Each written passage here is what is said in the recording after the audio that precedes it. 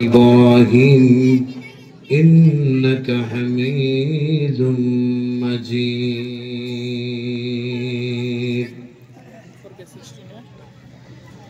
শাহাদাতের মৌত আমায় নসিব করো হে আল্লাহ। বলেন আমিন। আমিন। শাহাদাতের মৃত্যু চান তো আপনারা? আবার জোর করে আমিন বলায় বিপদে পড়ে যাবে না। না, বলছি জোর করে আমিন বলালে তো আবার বিপদে পড়ে যাবে। শাহাদাতের মৃত্যু চান? চাই। আমরা অনেকেই শাহাদত নিয়ে আকাঙ্ক্ষা করতাম, কিন্তু যে সমস্ত ছেলেরা বৈষম্য বিরোধী ছাত্র আন্দোলনে যুক্ত হয়েছে ওরা শাহাদাতের চিন্তা অনেক সময় মাথা করেই নি কখনো। ঠিক।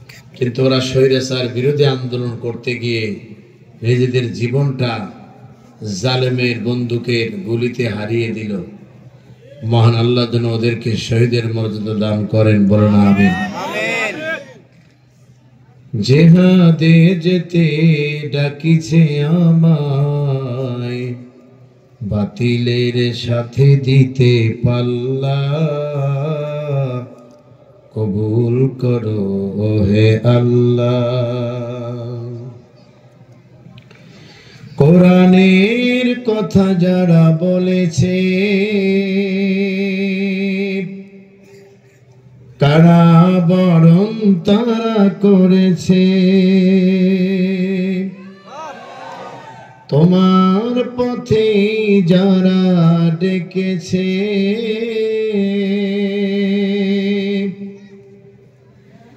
জীবন তাদের দিতে হয়েছে। তাদের বিপদে কিছু কিছু লোকে এখনো আছে, আগে কোনোদিন ইসলামী আন্দোলনে ডেকে পাওয়া যায় না। এখন হয়েছে শহীদি কাফেলার বড় অনুপ্রেরণার বাতিঘর। এর নাম হলো মুনাফিক। এর নাম কি? মুনাফিক। সুযোগ বুঝে নিজের চেহারাকে আড়াল করা। তাদের বিপদে কিছু কিছু লোকে আনন্দে করে হই হল্লা, দেখো না তুমি ওগো আল্লাহ। শাহাদাতের মৌত আমায় নসিব করো হে আল্লাহ। জিহাদে যেতে ডাকিছে আমায়, বাতিলের সাথে দিতে পাল্লা কবুল করো হে আল্লাহ। বলেন আমিন। আমিন। জরুন গার্মেন্টস শ্রমিকদের উদ্যোগে আয়োজিত তাফসীরুল কোরআন মাহফিল 2024 সভাপতিত্ব করছেন বাংলাদেশ শহীদি কাফেলা বাংলাদেশ জামাত ইসলামের কোনাবাড়ি সানা শাখার সংগ্রামী আমির ডাক্তার মোহাম্মদ কবির হোসেন। প্রধান অতিথি হিসেবে উপস্থিত থাকার কথা সাজ্জাদুর রহমান মামুন এবং অন্যান্য অতিথিবৃন্দ, সম্মানিত হযরত উলামায়ে কেরাম, বিভিন্ন পর্যায়ে উলামায়ে কেরাম কথা বলেছেন এবং আমার পরেও কথা আরো বলবেন। সবাইকে স্মরণ করছি, কাউকে সম্বোধন না করি, কারণটা হলো সময় আজকে বেঁধে দেওয়া, সেই টাইম অনুযায়ী আমাকেও কথা শেষ করতে হবে। উপস্থিত আছেন বিভিন্ন মসজিদ থেকে আগত সম্মানিত আইম্মায়ে মাসাজিদ এবং এ জাতির শ্রেষ্ঠ সন্তানেরা, হযরত উলামায়ে কেরামগণ। আমার সামনে উপস্থিত ঐতিহ্যবাহী গাজীপুর জেলার গাজীপুর মহানগরের 6 নং ওয়ার্ড এবং তার আশেপাশে এলাকার আপামর তৌহিদি জনতার এক অংশ, পর্দানিশী মা এবং বোনেরা, মহান মনিবের দরবারে প্রশংসায় মত্ত হচ্ছি, যিনি আজকের এই মাহফিলে আমাদেরকে শরীক হওয়ার তৌফিক এবং পরিবেশ করে দিলেন। আপনারা খুশি না বেজার? সবাই একসঙ্গে বলতে হবে খুশি না বেজার? খুশি। আমরা সেই মহান রবের প্রশংসা করে পড়ছি আলহামদুলিল্লাহ। আলহামদুলিল্লাহ। পড়ুন সবাই রব্বানা লাকাল হামদ রব্বানা লাকাল হামদ হামদান কাসীরান হামদান কাসীরান তাইয়িবান তাইয়িবান মুবারাকান ফীহি। মুবারাকান ফীহি। লক্ষ কোটি দরুদ এবং সালাম বর্ষিত হোক আমাদের একান্ত প্রিয় নবী, প্রিয় নেতা সাইয়্যিদুল মুরসালিন রাহমাতাল লিল আলামিন। বিশ্ব মানব সভ্যতা অন্ধকারের অমাবস্যা কালো রাত যেখানে অতিবাহিত করছে, এই অন্ধকারের পথ থেকে এই জাতি মুক্তি পেতে চাইলে শুধু বৈষম্য বিরোধী আন্দোলন করে স্বৈরাচার বিদায় করলেই হবে না। ততক্ষণ পর্যন্ত এই বৈষম্য দূর হবে না যতক্ষণ না পর্যন্ত মানবতার পরম বন্ধু বিশ্বনবী জনাবে মুহাম্মদুর রাসূলুল্লাহ সাল্লাল্লাহু আলাইহি সাল্লামের আনিত জীবন ব্যবস্থা এই সমাজে বাস্তবায়িত না হবে। বলেন ঠিক কিনা? ঠিক। সুতরাং সাময়িকের জন্য বৈষম্য দূর করার জন্য যে পদক্ষেপ আমাদের ছেলেরা নিয়েছিল, সেই পদক্ষেপকে আমরা বিলীন হয়ে দেখতে দিতে চাই না। কারণটা হলো এই বৈষম্য বিরোধী আন্দোলনের মধ্য দিয়ে এক পরিবেশ সৃষ্টি হয়েছে বাংলার জমিনে। আজ থেকে 3 মাস আগেও আমরা কল্পনা করিনি, বিশেষ করে আমরা যারা মাঠ পর্যায়ে কথা বলতাম, এই মাঠ পর্যায়ে কথা বলার জন্য এরকম উন্মুক্ত পরিবেশে জামাত ইসলামের আমির ডাইন বামে বসে থাকবে, এটা কল্পনাও করা বড় বিপদ। তার কারণ জামাত ইসলামের নাম নিয়ে কোন মসজিদের খতিব যদি সূরা আস-সাফ তেলাওয়াত করত, তাই মনে করত নিঃসন্দেহে এটা জামাত ইসলামের লোক। আর এইগুলো আবার কিছু হুজুর ভাইয়েরা তারা আবার ওই এলাকার বামপন্থীদেরকে বলে দিত যে জামাত ইসলামের বক্তা বা হুজুর সেনার কিছু কৌশল। 1 নাম্বার কৌশল হলো, দেখবেন ওনারা তেলাওয়াত করবে সূরা আস-সাফ, সূরা আহজাব, সূরা আনকাবুত, সূরা লোকমান, কথা বলেন না কেন, সূরা মুজাদালা, সূরা তওবা।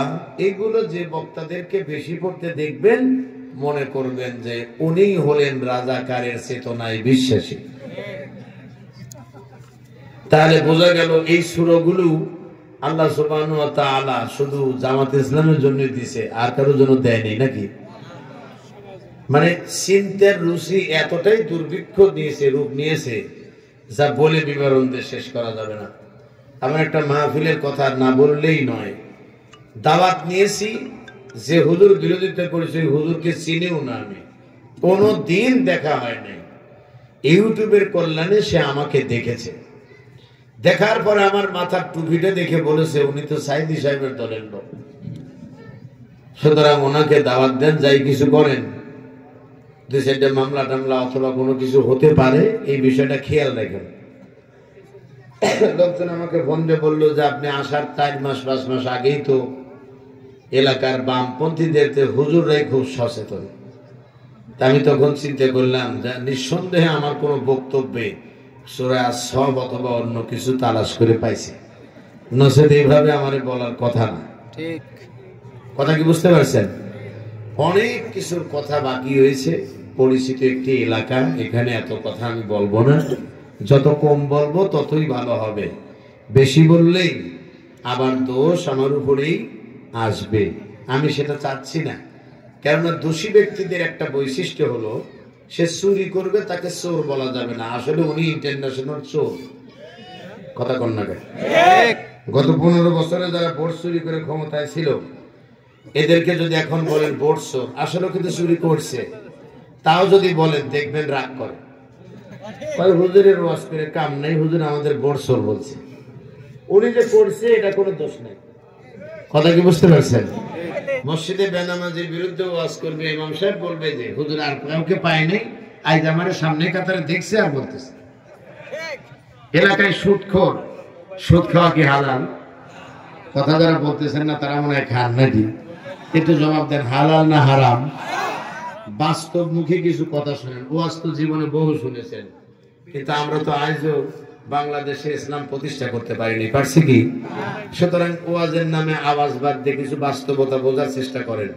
মসজিদের মেম্বারে বসে ইমাম সাহেব যখন ঘুষের বিরুদ্ধে কথা বলে, এলাকার দেখবেন পিয়নের চাকরি করে সরকারি অফিসে 5 তলা বিল্ডিং এর মালিক, ওর দাপটে ওই অফিসের বসও কথা বলে সাহস পায় না। অথচ দেখবেন উনি বলবে, হুজুর আমাকে দেখে এই ঘুষের বস করবে।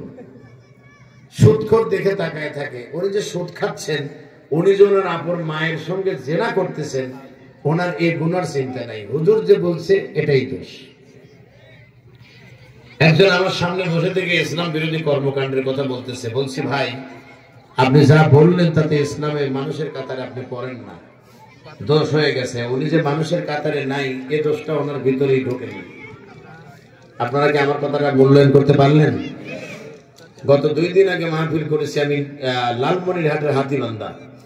গতকালও মাহফিলে বলেছি, বাস থেকে আমাকে একটা সিরকুট দিয়ে বলল যে রাজনৈতিক কোনো ওয়াজ করা যাবে না।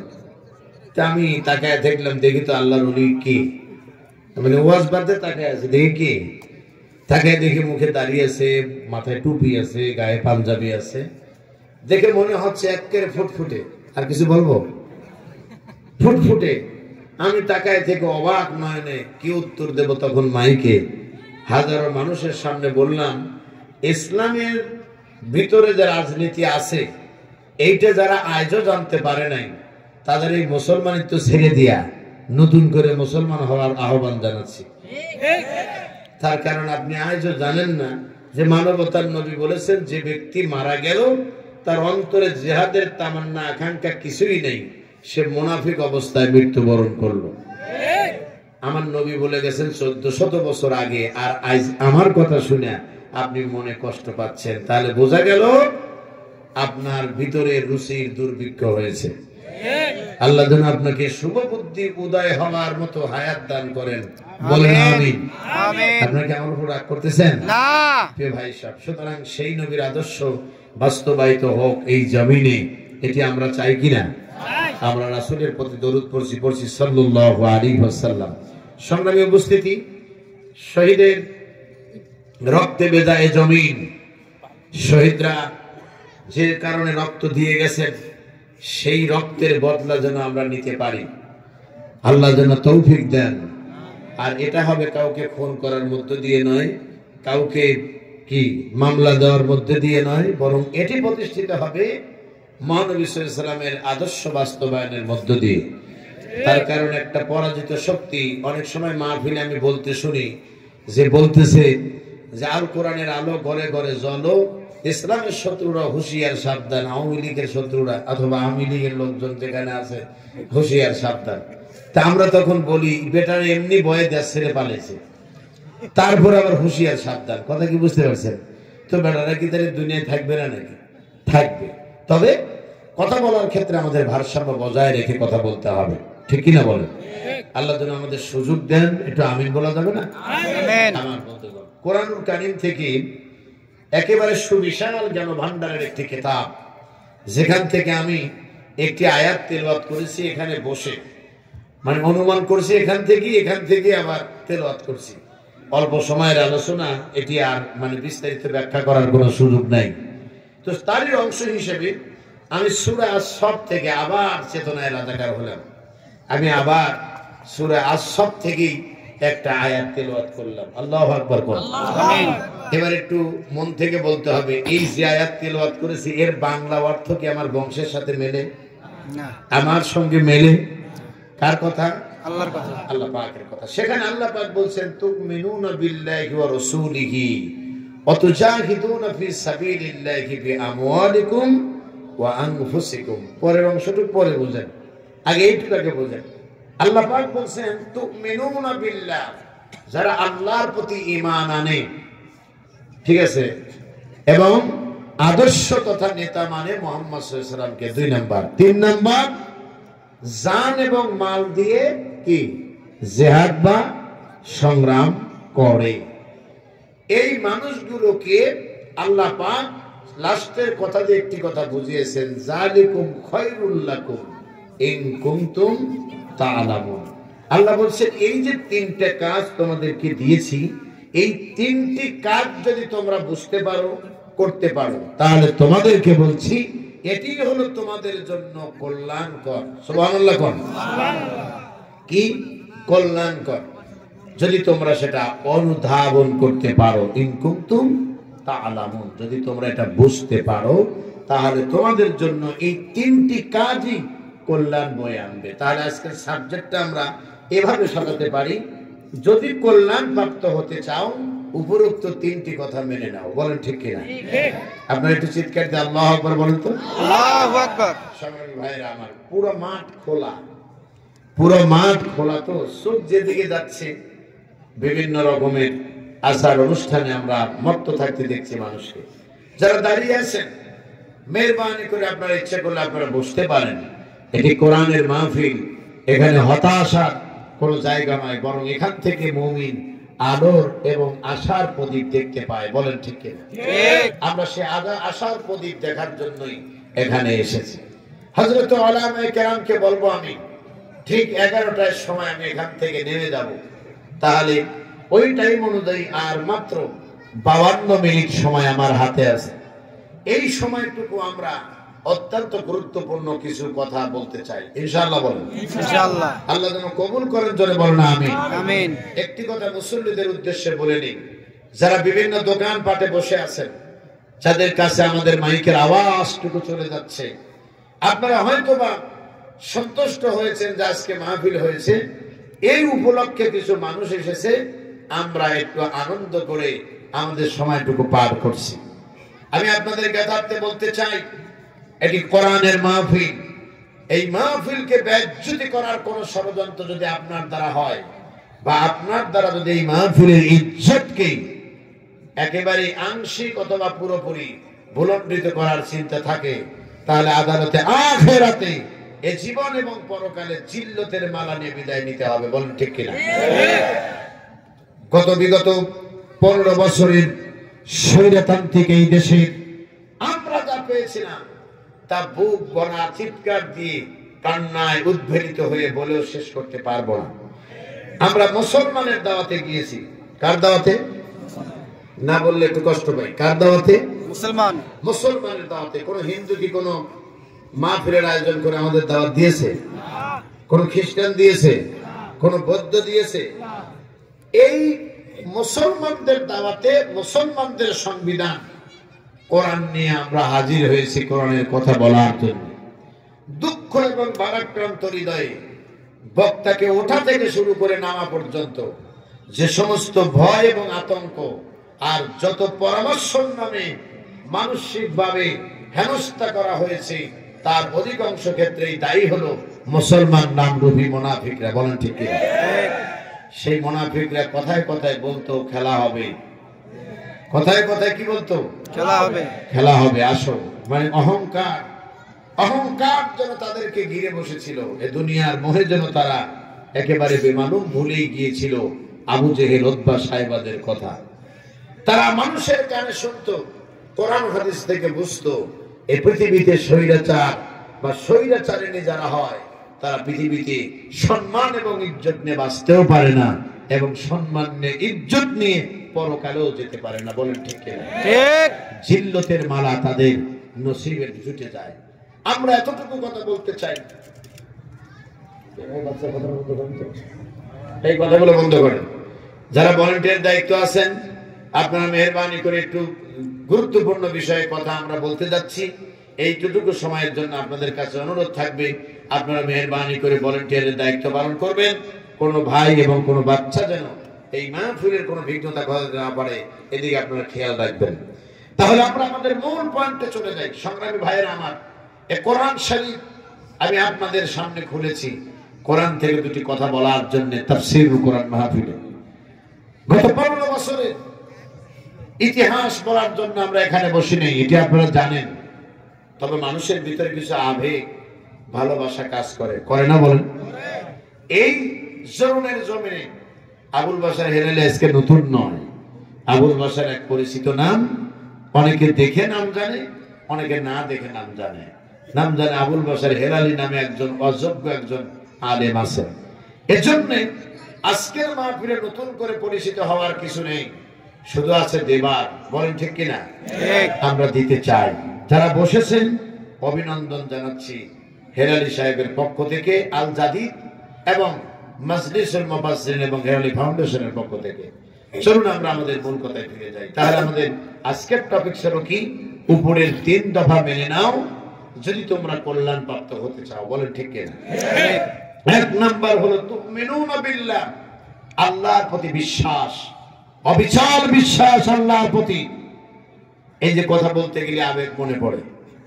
বাংলাদেশ জামাত ইসলামীকে সর্বশেষ যখন তাদের নিবন্ধন থেকে বাতিল করা হয় এবং তাদের নিবন্ধন যখন কেড়ে নেওয়া হয়, তখন অন্য কোন অপরাধ যতটা না দেখেছে তার চেয়ে বেশি অপরাধ দেখা হয়েছিল। তারা দেখেছিল এই দলটির পরিপূর্ণ মানুষের উপরে বিশ্বাস নয়, বরং এই দলটির পরিপূর্ণ বিশ্বাস হলো আল্লাহ রাব্বুল আলামিনের উপরে। সিল্লাবল কার উপরে? জনগণ সকল ক্ষমতার মালিক নয়, এটি কুফরি মতবাদ। আল্লামা দেলোয়ার হোসেন সাঈদী রাহমাতুল্লাহ আলাইহি বলেছিলেন, এভাবে যদি নিষিদ্ধ হতে হতে যদি কিয়ামত এসে যায়, এরপরও আমরা বলবো সকল ক্ষমতার মালিক জনগণ নয়, বরং সকল ক্ষমতার মালিক কে? আল্লাহ। যারা আল্লাহর বান্দা তারা একটু আওয়াজ দিয়ে জবাব দেন তো, সকল ক্ষমতার মালিক কে? আল্লাহ। আমার জীবনের শেষ বিন্দু রক্ত দিয়ে একজন মুমিনের স্লোগান হবে, সকল ক্ষমতার উৎস হলো আল্লাহ সুবহানাহু ওয়া তাআলা। আল্লাহ রাব্বুল আলামিন বলেছেন, হুয়াল আউয়ালু ওয়াল আখিরু ওয়াল যাহিরু ওয়াল বাতিনু। আল্লাহু আকবার বলুন। আল্লাহ বলেছেন, আমি শুরু, আমি শেষ, আমি গোপনীয়, আমি প্রকাশ্য, মাঝখানে কোন দালালের কোন জায়গা আমি আল্লাহ রাখি নাই। সুতরাং কোন দালালি ইসলামে চলবে না। স্পষ্ট কথা ঘোষণা দিতে হবে, আমার আল্লাহ এক। ঠিক কিনা বলেন? আপনারা কি আমার সঙ্গে একমত? আর এই ঘোষণা দিতে যা যদি ফাঁসির মঞ্চে যেতে হয়, জেল জুলুম পোহাতে হয়, এরপরেও মুমিন সেটাকে কখনোই নিজের জীবনের জন্য অবিচ্ছেদ্য অংশ মনে না করে কখনোই সে হতাশার সাগরে ডুবে যাবে না। তার কারণ মুমিন জানে দুঃখ দিয়ে যাদের জীবন গড়া, তাদের আবার দুঃখ কিসের? আমরা তো জানি, বেলালের খবর জানি, খাব্বাবের খবর জানি, খোবায়েবের খবর আমরা জানি, সুমাইয়া রাদিয়াল্লাহু তাআলা আনহার খবর আমার মা বোনেরা জানে, আমরা জানি। সুতরাং এদের জীবনের পথ যখন আমরা ধারণ করেছি, তখন আমরাও জানি সাইদি সাহেব 13 বছর মিথ্যা মামলায় 29,000 মহিলাকে ধর্ষণের মামলায় আমৃত্য কারাদণ্ড যদি তার হয়ে থাকে, আমিও যদি আল্লাহর পথে আহ্বান করি, নিঃসন্দেহে আমাকেও এরকম পরিস্থিতির শিকার হওয়া লাগতে পারে। এটা জেনেই আমরা এই দলকে সমর্থন করি। বলেন ঠিক কিনা? সংগ্রামী ভাইরা আমার, জরুন গার্মেন্টস শ্রমিকরা যারা কষ্টের টাকা দিয়ে আজকের আয়োজন করেছেন, আমার প্রতিটি কথা আপনারা এই ভিডিওর মাধ্যমে পড়ে শুনবেন। প্রতিটি কথা আমি তাদের কষ্টের এই অর্থের বিনিময় হিসেবে আলোচনা উপস্থাপন করতে চাই। আল্লাহ কবুল করেন, বলেন আমিন। তাহলে তুমিনুনা বিল্লাহ, আল্লাহর প্রতি আন্তরিক বিশ্বাস। আমি বিস্তারিত ব্যাখ্যায় না গিয়ে শুধু তাফসীরের দিকে খেয়াল করে এতটুকু কথা বলে দিতে চাই, কয়েকটি কাজ পরিপূর্ণ না হলে একজন মানুষ আল্লাহর প্রতি আন্তরিক বিশ্বাস অর্জন করেছে এটি বলা যায় না। তার 1 নম্বর হলো অবশ্যই তাকে কথা মনে প্রাণে বিশ্বাস করতে হবে, অস্তিত্বের মালিক কে? আল্লাহ। আল্লাহকে কি দেখা যাচ্ছে? না। এটা আওয়াজ দিয়ে বলেন, দেখা যাচ্ছে না। তিনি যে আছেন এরকম কোন নিদর্শন কি চতুর্দিকে আল্লাহ কি রাখছেন? দুই একটা। হ্যাঁ, বুঝেন না অনেকে, এই জন্য আমি আপনাদেরকে বলছি যে আপনারা মনোযোগ দেন। আল্লাহু আকবার কোন। অনেকেই কিন্তু গ্রুপিং করে হয়ে গেছেন, বলছেন যে কেউ বলছেন যে আছে, কেউ বলছেন নাই। আল্লাহ রাব্বুল আলামিন কত ফুট লম্বা, কত ফুট মানে কালো না মোটা না ফর্সা, এটা কি দেখতে পেরেছি আমরা? কেউ না, আমরা দেখতে পাইনি। কিন্তু তিনি যে আছেন এমন কোন নিদর্শন কি এলাকায় আছে? আছে, বহু নিদর্শন আল্লাহ পাক চোখের সামনে রেখে দিয়েছেন। আল্লাহ রাব্বুল আলামিন তিনি আছেন, তিনি থাকবেন, তিনি অবশ্যই তিনি দুনিয়াতে যতদিন আমরা আছি ততদিন থাকবেন। কিয়ামতের দিন তিনি অবশ্যই আহকামুল হাকিমিন হয়ে বিচার করবেন। এর ভিতরে বিন্দু মাত্র কোন সন্দেহ নাই। চারটি গাছের সমন্বয়ে আল্লাহর পরিপূর্ণতা আসে। নাম্বার 1, অস্তিত্বের স্বীকৃতি দিতে হবে। ওয়া ইনদাহু মাফাতিহুল গায়ব লা ইয়ালামুহা ইল্লা হুয়া। অদৃশ্যের যত চাবিকাঠি সব আমার আল্লাহ রাব্বুল আলামিনের হাতে। একটু আল্লাহু আকবার বলবেন না? আল্লাহু আকবার।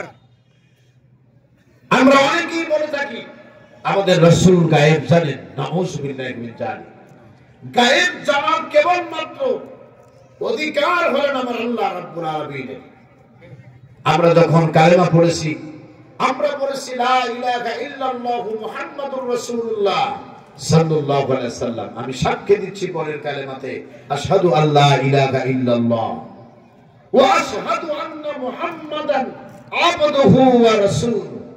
আমি সাক্ষ্য দিচ্ছি মুহাম্মদ সাল্লাল্লাহু আলাইহি ওয়াসাল্লাম আল্লাহর প্রেরিত বান্দা এবং তার রাসূল। কথা বলবেন? ঠিক। আপনি কি আমার কথা বুঝতে কষ্ট পাচ্ছেন? না। তাহলে মেহেরবানি করে একটু মনোযোগ দেন, তারপরে বুঝতে পারবেন যে কথাটা কতটুকু গুরুত্বপূর্ণ। আমরা স্বীকার করছি আবদুহু ওয়া রাসূলুহু, তিনি তার মনোনীত নবী এবং তার বান্দা। তার বান্দা, তারপরে তিনি মনোনীত কি? রাসূল। তো রিসালাতের দায়িত্ব তাকে দেওয়া হলো।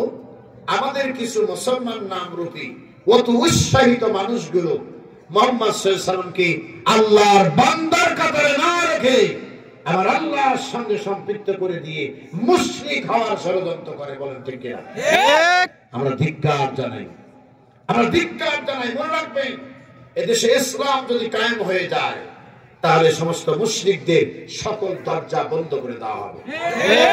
আপনারা কি আমার সঙ্গে একমত? আমরা কয়েকটা পয়েন্ট বলতে চাইছিলাম না, কিন্তু বলে দিচ্ছি যেহেতু পরে সময় পাবো না।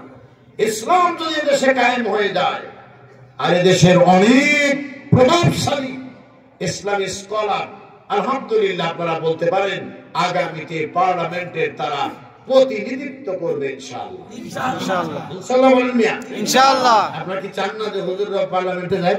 চাই। আমরা চাই, আমরা চাই। আমরা কাপুরুষের মতো এই শুধুমাত্র ইমামতির জিন্দেগিতে আমরা বন্দী থাকতে চাই না, বরং ইমামতির নামে এই গোলামতির গলায় আমরা একদিন রশি ধরাই দেব ইনশাআল্লাহ। ইনশাআল্লাহ। সরকারি কোষাগার থেকে এ সমস্ত নির্যাতিত নিষ্পেষিত আলেমদেরকে বেতন কাঠামো দেওয়া হবে অত্যন্ত মর্যাদাপূর্ণ ভাবে। আল্লাহু আকবার বলেন। আল্লাহু আকবার। আর ইমামরা মন ভরে প্রাণ ভরে তার ইসলামের কথা জাতির সামনে উন্মুক্ত শুনে তারা বলবে। আমার হৃদয়ের কষ্টের কথা আপনাকে বললাম। আমার দেশের অধিকাংশ আলেমরা তারা এই সামান্য কমিটির নামে যারা মসজিদগুলো নিয়ন্ত্রণ করে, অধিকাংশ ক্ষেত্রে মসজিদ কমিটির সদস্য এবং মুতাওয়াল্লি যদি অপরাধের সঙ্গে জড়িত হয় এরপরও তাদেরকে কিছু বলতে তারা সাহস পায় না। ঠিক। এর পিছনে মূল কারণ হলো তারা সামান্য একটি চাকরি, এর উপরে বিভিন্ন হস্তক্ষেপ আসতে পারে।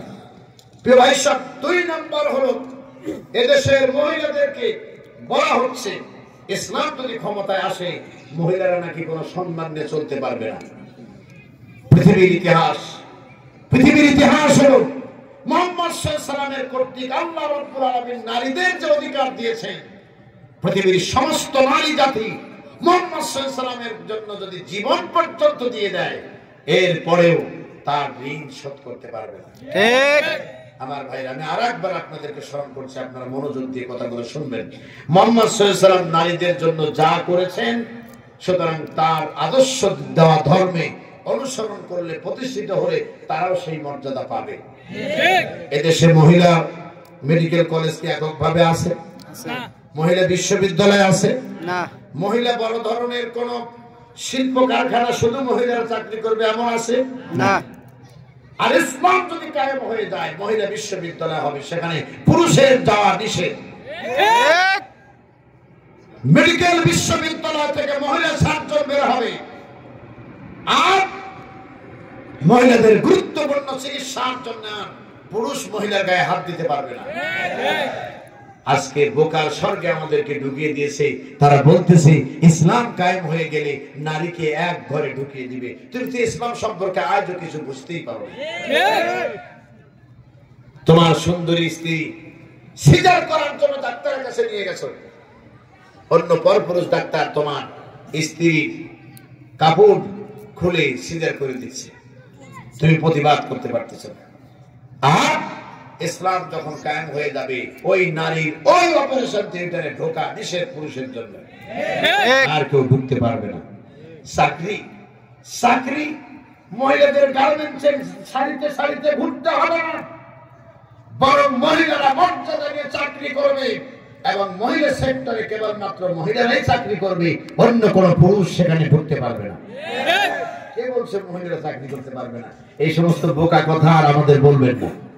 আমরা এদেশের মাটিতে ইনশাআল্লাহ আগামী দিনে যদি ইসলাম প্রতিষ্ঠিত হয়ে যায়, সমস্ত কিছু আমরা অক্ষরে অক্ষরে ইসলামের বিধি মোতাবেক পালনের চেষ্টা করবো ইনশাআল্লাহ। আল্লাহকে সিজদা করবে, বলেন ঠিক কিনা? সুতরাং আল্লাহকে আল্লাহ বলে মানতে হলে আমাদের প্রথম নাম্বার চিৎকার, এক নাম্বার হলো তাকে পরিপূর্ণভাবে মানতে হলে অস্তিত্বের গ্যারান্টি দিতে হবে। এবার বলেন তো, আল্লাহ আছে না নাই? আছে।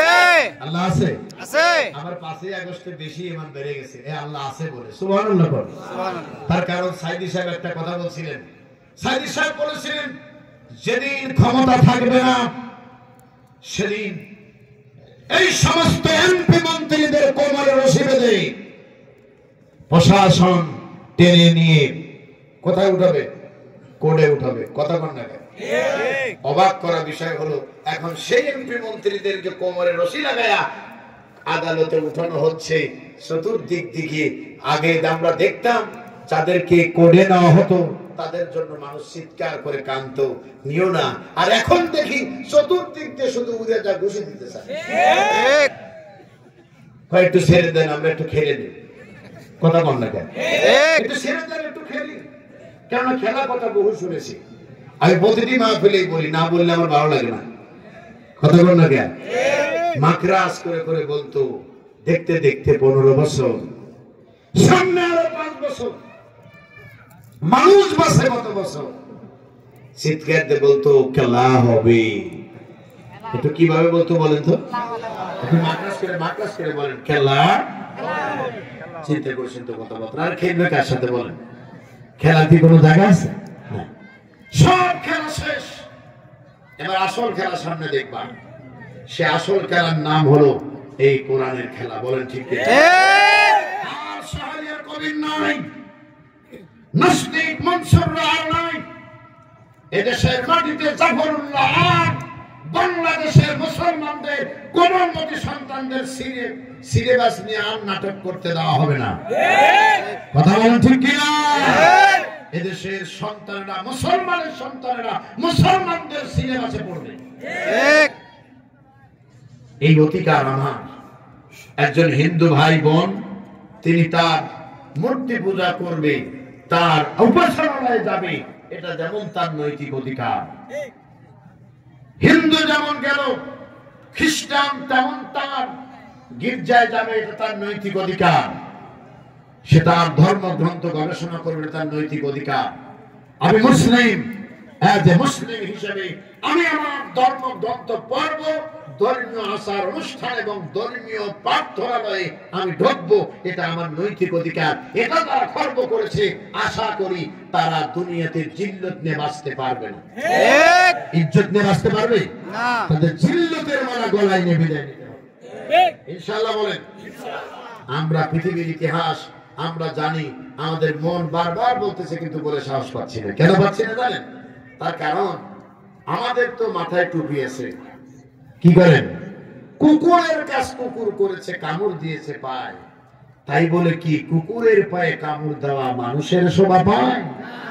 এজন্য আল্লাহ নবীকে বলেন, নবী খুঁজিনা আফওয়া, হ্যাঁ নবী ক্ষমার নীতি অবলম্বন করুন। আপনি মানুষকে ক্ষমা করেন, আল্লাহু আকবার, মানুষকে ক্ষমা করেন, কেন ক্ষমার মতো মহৎ কাজ আর নাই। আপনাকে ক্ষমতা থাকার পর একজনকে ক্ষমা করে দেন, এর চেয়ে বড় পাওয়া আর কিছু নাই। আপনাকে দেখতে পারে নাই, এখন তাকে সুন্দর ভাষায় সালাম দিবেন, আপনি দেখবেন যদি মনুষ্যত্ববোধ থাকে এর চেয়ে বড় আঘাত আর কিছু হতে পারে। এজন্য যেদিন 5ই আগস্টে এই ঘটনা ঘটলো, সম্ভবত 6ই আগস্টে আমি আমার এলাকায় গেলাম। ভাবলাম সামনে নির্বাচন, আমি না আসলে আরেকজন তো আসবে, আমার দলের পক্ষ নিয়ে তো ভোটও চাইতে হবে। এখন যদি নিরাপত্তা দিতে না পারি, এরা মনে মনে ভাববে ক্ষমতা পাইলে তো আরো পিঠে ধরে কথা বল না কেন। তাই আমরা যা বললাম ভাইরা আমার, কে আওয়ামী লীগ কে বিএনপি কে জামাত এটা কোনো দেখার বিষয় নয়, বরং দেখার বিষয় হলো আমরা মানুষ। চিল্লা বলেন ঠিক কিনা? এই অধিকার নিয়ে সামনে এগিয়ে যাও, সবাইকে ক্ষমা করে দাও।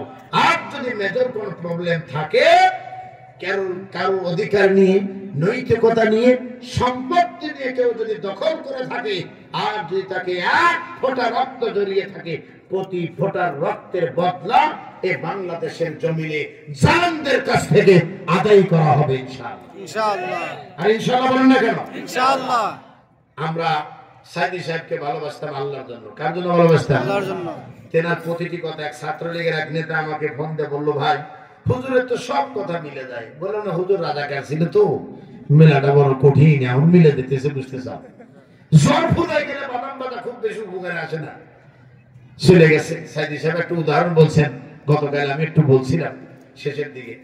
উদাহরণটা সাপ আর ব্যাঙের সাথে বন্ধুত্ব। ব্যাঙ সবসময়ের জন্য সাপকে দেখে একটু সময় করবে, এটাই স্বাভাবিক। তো বলছে, দোস্ত একটু দুজন একটু খোঁজ গল্প করি, আলাপ করি। আলাপের এক পর্যায়ে সাপকে ব্যাঙ দেখে বলেছে, বন্ধু তোমার সব ভালো লাগে, চেহারাটা তোমার তেল তেলে সুন্দর, আবার যখন তোলো আঁকা ডাকা গোড়া ডাকা এগিয়ে বা দোড়া কাটা ধা, এ দেখতে সুন্দর লাগে, কিন্তু মাঝে মধ্যে যে ফোঁস দাও এটা দেখে একটু বিরক্ত লাগে। তাই কারণে এত রাগা ভালো না, কথা কর না, এত রাগা ভালো না। এই ফোঁসটা না দিয়ে থাকতে পারো না, ছোট থাকলেই তো পারে, এত আগা রাখা দরকার। যেই বলেছে, যে লোকটা দেখবেন বেশি পাওয়ার থাকে, ও লোকটা কিন্তু নাই অতিভদ্র হয়ে যায়, আর নাই অতিরিক্ত বেয়াদব হয়ে যায়। তো সাপ চিন্তা করছে, ব্যাঙ আমার সামনে উপদেশ দেয়, সাংঘাতিক ব্যাপার, ফোঁস করে উঠেছে। কথা কি বলছেন?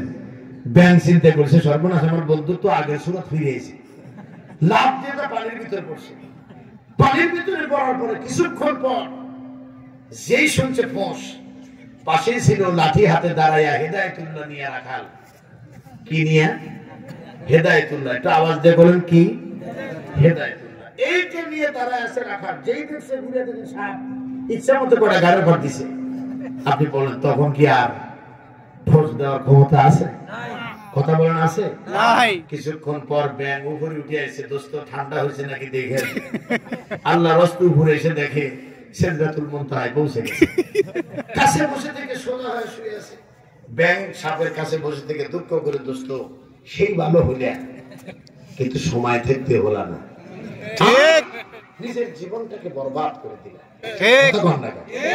বিগত সরকারের সকল কর্মী বাহিনীকে বলতে চাই, এই মাহফিল বন্ধ করার কোন অধিকার তোমাদের ছিল না। এই মাহফিল বন্ধ না করলে পারতে, মানুষদেরকে শিখ ব্যানার্জির নামে বিশ্ববিদ্যালয়গুলো দখল না করলেই পারতে, আর বিশ্ববিদ্যালয়গুলো ক্যান্টিনগুলোকে নিজেদের বাপ দাদার বাড়ি না বানালেই পারতে। সব জায়গায় যখন ব্যানার্জি করলে, আল্লাহ পাক বললেন আমি ছাড় দিয়েছিলাম, এখন ছেড়ে দিব না। ইন্না বাতশা রাব্বিকা লাশাদীদ, আমার ধরাটা কঠিন ধরা। বলেন ঠিক কি? এখন আর মাহফিল বানতে আসে না, এখন আর মসজিদের ইমামকে কিছু বলে না, এখন হেদায়েতুল্লাহ খায়া সব ঠান্ডা হয়ে গেছে। কথা বলেন ঠিক কি না? আমরা চাই না এদেশের মাটিতে আবার কোন স্বৈরাচারের জন্ম হোক। আমরা চাই আমরা স্বাধীন সার্বভৌম দেশে আমরা স্বাধীনতা নিয়ে যার যার কথা বলে আমরা দুনিয়াতে চলতে চাই। বলেন ঠিক কিনা? প্রিয় ভাই সব কষ্ট হয়ে গেল বোধহয় আপনাদের, একটু আল্লাহু আকবার বলবেন না? আল্লাহু আকবার। আমি কর্তৃপক্ষকে ধন্যবাদ জানাচ্ছি। বিশেষ করে আমি 30 সেপ্টেম্বর মাহফিল করেছিলাম কুদ্দুসনগর হাই স্কুল মাঠে। সেই মাহফিলের জনগণের উপস্থিতি ছিল আরো চোখে পড়ার মতো, আলহামদুলিল্লাহ। এবং বাংলাদেশ জামাত ইসলামী কোনাবাড়ি শাখার সেই উদ্যোগের মাহফিলে আমি প্রাণ ভরে উপস্থিতি দেখে আমার হৃদয়কে প্রশান্তি এনেছিলাম। আজ আপনাদের পেয়ে আমি আল্লাহর শুকরিয়া জ্ঞাপন করছি। তার কারণ আপনাদের এইভাবে যদি আয়োজন না হতো, এতগুলো মানুষকে একদিনে তো আমি দেখতে পারতাম না। আমি কি দেখতে পারতাম?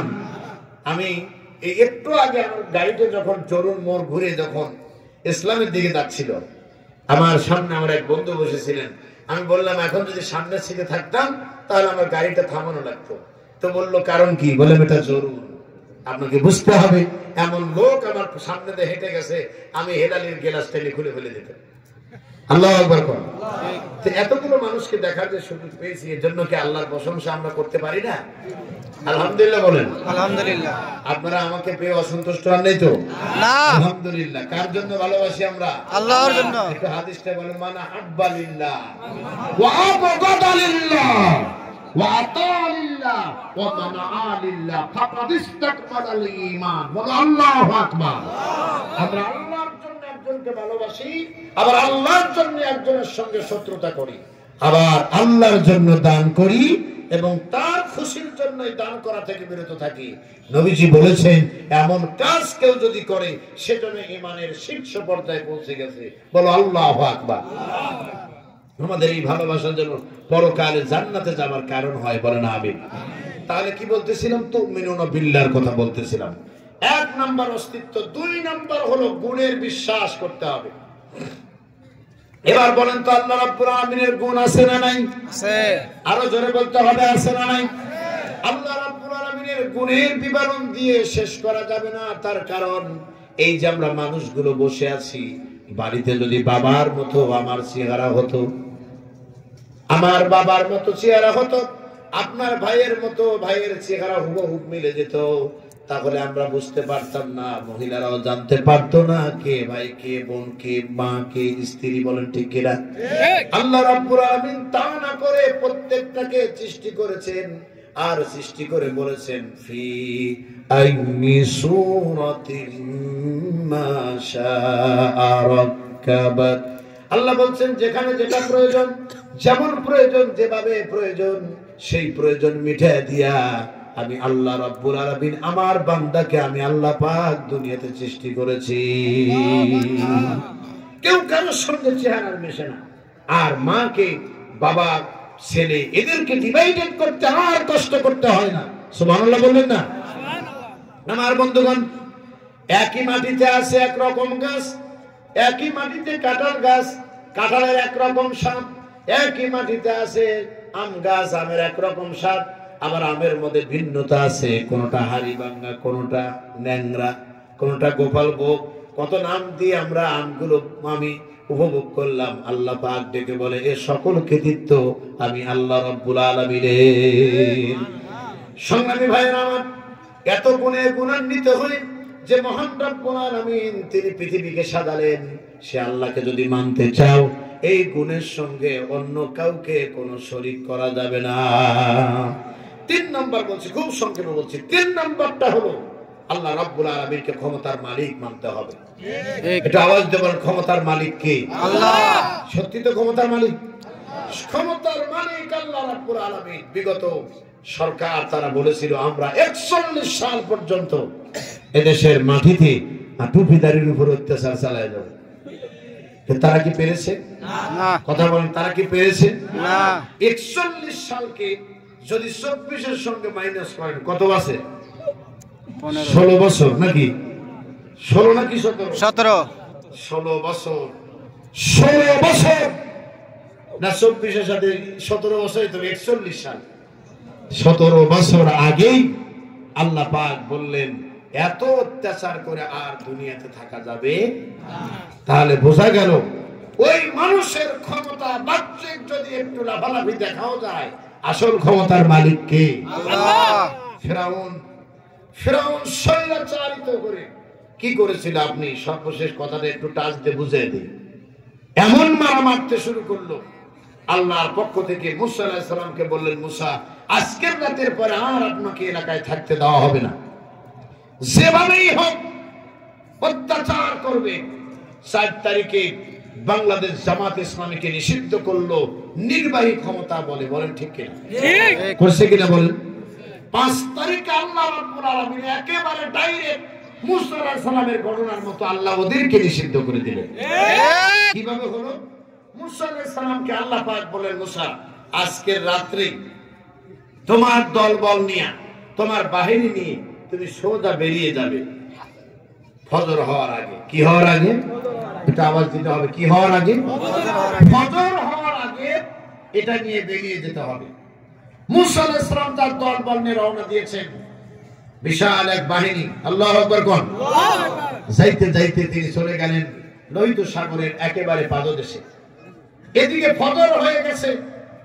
সাধারণত যারা বেনামাজি তাদের ঘুম ভাঙে কখন বলেন তো দেখি, ফজরের পর। কথা কয় না। তাদের ঘুম ভাঙে মধ্যরাত্র পর্যন্ত জেগে, তাদের ঘুম ভাঙে হলো সকাল 8টা 9টা 10টা। তখন অলরেডি কোনো কাজ করার থাকলে করে ফেলেছি আমরা, বলুন ঠিক কিনা? বিগত বছরগুলোতে বাংলাদেশ জামাত ইসলাম এবং ছাত্র শিবিরের যত পোস্টার, যত মানুষের সামনে বিতরণ করা হয়েছে, শেষ রাতকে বেছে নেওয়া হয়েছে। তার কারণ আমরা জানতাম শেষ রাতে আল্লাহকে সিজদা করার মানুষ কেবলমাত্র এই মাজলুমরা, জালেমরা কখনো শেষ রাতে আল্লাহকে সিজদা করে না। ঠিক কথা বলেন ঠিক কিনা? ঠিক। মুসা আলাইহিস সালামকে আল্লাহ বললেন যে বেরিয়ে যান। ফজরের পরে উঠে দেখে সর্বনাশ, আমার অফিসের পিয়ন নাই। ডাক দিছে, সলিমুদ্দিন কই? কথাগুলো ভালো করে বলবেন। এইদিকে আসো। সলিমুদ্দিন নাই। আব্দুল গফুর কই? এইদিকে আসো। নাই। কি ব্যাপার জিজ্ঞাসা করছে ফেরাউন, আমার অফিসের কর্মীরা কোথায় গেল? কয় স্যার কোথায় যে গেছে ছুটিও তো নেই, আমরাও তো জানি না। কয় তাই নাকি? বলো হ। বলো তাই দেখো তো মুসা আছে নাকি। গিয়ে দেখে মুসাও নেই। আল্লাহু আকবার মুখে শোনা মিয়া। পুরো আশ্চর্য ব্যাপার, মুসার দলের লোক আমার অফিসে চাকরি করছে, আমি নিজেই জানি না। সুবহানাল্লাহ বললেন না? এত শিবির আসলো কোত্থেকে?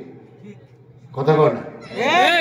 আমি একদিন নাটোরে বনপাড়াতে মধ্যরাত্রে এসে দাঁড়িয়ে আছি, ঘুম ঘুম ভাব। ড্রাইভার বললো যে বস একটু চা খাও। আচ্ছা খাও।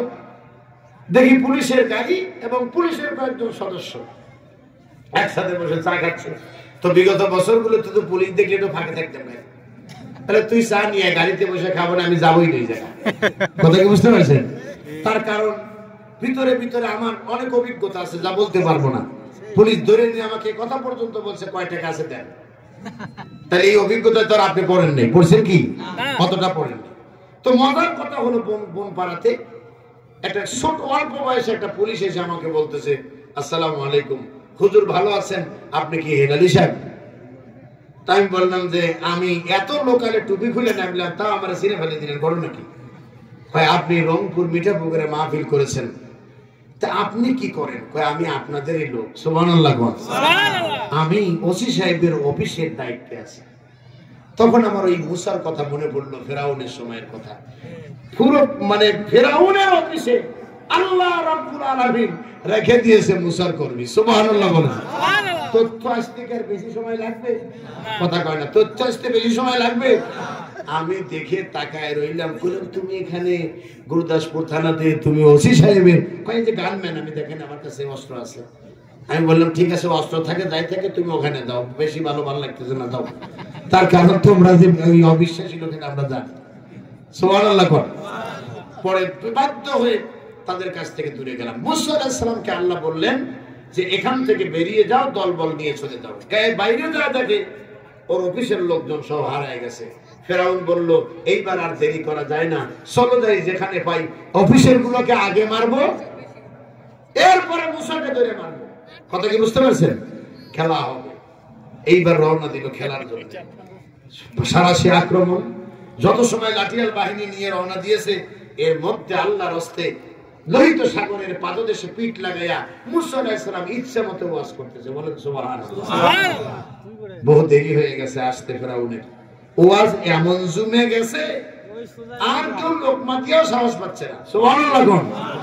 তাকায় দেখে পিছন দিকে সারাশি আক্রমণ 3 দলে বিভক্ত হয়ে একেবারে লাঠিয়াল বাহিনী অস্ত্র নিয়ে একেবারে সজ্জিত হয়ে আসতেছে মুসার দিকে। পাশে থেকে একজন কাছে কাছে মুসা আলাইহিস সালামকে বললেন, আপনি তো ওয়াজ করতেছেন, আপনার তো মাথা ঠিক নেই, যাই কিছু হয়েছে একটু পিছনে তাকায় দেখেন আসলো। কিন্তু মুসা আলাইহিস সালাম বললেন কি? তাকায় দেখে আসলো। বলল কাল্লা, কখনো নয়, রব্বি সাইয়াহদি, অবশ্যই আমার আল্লাহ আমাকে পথ দেখাবে। বলো আল্লাহু আকবার। আল্লাহু আকবার। বলো আল্লাহু আকবার।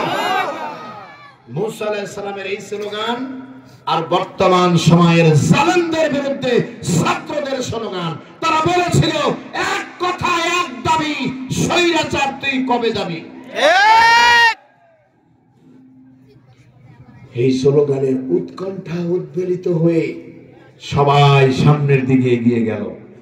নারায়ে তাকবীর, আল্লাহু আকবার। এটা আওয়াজ দিয়ে বলো কি? সিরাজগঞ্জের মানুষ তো এখানে অনেক আছে, তাই না? আমি নাম বললে তার চিনতে বাকি নেই। সিরাজগঞ্জের কাজীপুরের ডেকুরিয়া মাইজবাড়ি ইউনিয়ন পরিষদ কমপ্লেক্সের ঐতিহ্যবাহী তাফসীর মাহফিলে আমি এবছর একদিন কথা বলেছি। আমির হামজা ছিলেন একদিন। তো সেই মাহফিলে জনগণ মঞ্চে নেওয়ার আগেই আমাকে বলল, হুজুর এটা এই জমিন যে জমিনে দাঁড়িয়ে আমরা 15 বছর আল্লাহু আকবার তাকবীর দিতে পারি না। কেমন লাগতে পারে বলেন তো? আপনার ভিতরে কেমন লাগতে পারে? বলেন না কেন, কেমন লাগতে পারে? 5 বছর নয়, 10 বছর নয়, 17 বছর এই বাংলার জমিনের এক জায়গায় বসে থেকে নারায়ে তাকবীর আল্লাহু আকবারের আওয়াজ দিতে পারে না। অবাক হয়ে তাকিয়ে মঞ্চে চলে গেলাম। নামাজ সময় চোখে জর্জরিত পানি নিয়ে কিছু ভাই এসে বললেন, আত্মা ভরে গেছে হুজুর, আমরা বহু বছর পর আল্লাহকে তাকবীর দিয়ে বলতে পারছি। সুবহানাল্লাহ, আল্লাহু আকবার বলেন। আল্লাহু আকবার। আল্লাহকে যদি মানতে চাও, অস্তিত্ব মানার পরে, গুণ মানার পরে স্বীকার করে নাও ক্ষমতার মালিক কে? আল্লাহ। আর জোরে বলেন, ক্ষমতার মালিক কে? আল্লাহ। হুঁশিয়ার হয়ে যান যারা ক্ষমতার দাপট দেখিয়ে মানুষের নৈতিকতাকে বিসর্জন দেওয়াইছেন। মনে রাখবেন, আল্লাহ ছাড় দিবেন কিন্তু ছেড়ে দিবেন না। আজ হোক কাল হোক, যার যতটুকু অপরাধ ছিল এর প্রায়শ্চিত্ত আপনাকে ভোগ করতেই হবে। আপনি ঠেকায় রাখতে পারবেন না। জোরে বলেন, পারবেন না। পানির কাজ হলো তার নির্দিষ্ট গতির দিকে রওনা দেওয়া, যত বাধা হোক সে তার গতির দিকে যাবেই। বলে ঠিক কি? মাসলুম কেঁদেছিল উৎকণ্ঠার আওয়াজ দিয়ে, আল্লাহ দেখিয়ে দিয়েছেন তা। এত ক্ষমতার দাপট। ঝিনাইদহে এমপি আনার হত্যার মধ্যে একটা ঘটনা লুকিয়ে আছে। আমি কি বলবো? চিল্লায় বলেন, বলবো? এমপি আনার হত্যা যখন তদন্ত করতে গিয়েছিল, তদন্ত কর্মকর্তারা তারা বলেছিল তার লাশ এদেশে নাই, আমরা তাকে কোথায় রাখছে তাও জানি না। তারা অনুসন্ধানী রিপোর্ট বের করলো, কলকাতা গিয়ে কাবাব বের করলো টয়লেট থেকে। কথা বলেন না, জবাব দেন না কেন? বের করছে কিনা? কিন্তু এমপি আনার এমন এক সন্ত্রাস ছিল যার চোখের সামনে মানুষকে মানুষ মনে করা হতো না। সেই স্বৈরাচারের দোসররা এমপি আনারের নেতৃত্বে বাংলাদেশ ইসলামী ছাত্র শিবিরের এক নেতাকে আটকানো হয়েছিল। আমি জ্ঞানটা পছন্দ করি না। কে আসতেছে বলেন, আমি নাম বলে দিই। প্রধান অতিথি বলতে আমাদের সাজ্জাদ ভাই, না নাকি? সাজ্জাদ ভাই আসতেছেন? জি আলহামদুলিল্লাহ, আমাদের প্রিয় সাজ্জাদ ভাই, উনি আসতেছেন। মামুন ভাই আমাদের কাছে বিএনপির সংগত কোনাবাড়ি শাখার সংগ্রামী সাধারণ সম্পাদক, নাকি? আমাদের মামুন ভাই আমাদের মাঝে ইতিমধ্যেই আগমন করছেন। আমি আমার পক্ষ থেকে তো বটেই, আজকের মাহফিল কর্তৃপক্ষের পক্ষ থেকে তাকে উষ্ণ অভিনন্দন জানাচ্ছি। আল্লাহ কবুল করেন, বলেন আমিন। এটা আওয়াজ দেওয়া যাবে না? আমিন বলে আরে চিল্লায় বলেন আমিন। এটা জিকির করেন, লা ইলাহা ইল্লাল্লাহ